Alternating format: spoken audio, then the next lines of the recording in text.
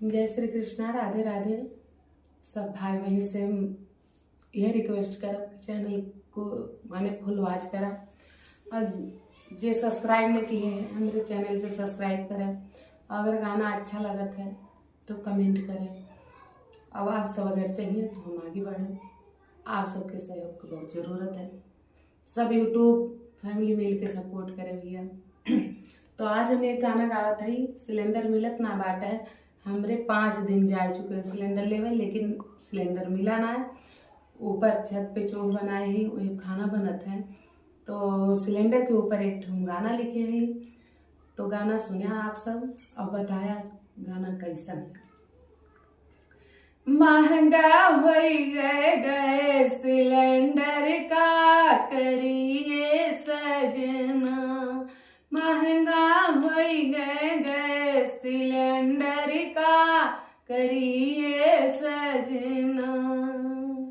पड़ोसन आई के पूछे हमसे का भैले बहिना हो, का भैले बहिना।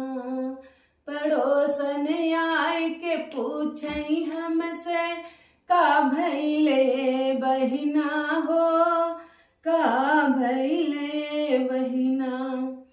कहनी हम हंस के धीरे से रोटी बनल ना बहिना, महंगा हो गए सिलेंडर का करिए सजना, महंगा हो गए सिलेंडर का करिए सजना, का करिए सजना, का करिए सजना।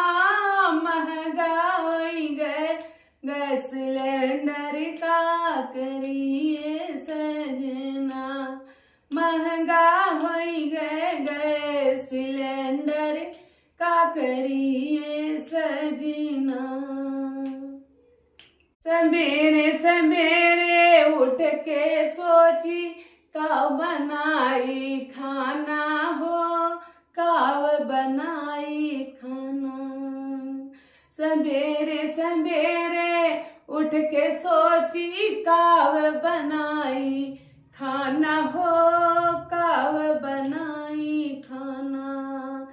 सिलेंडर के दाम सुन के घबरा गई है सारा जमाना, सिलेंडर हो गई इतना महंगा का करी हो सजना।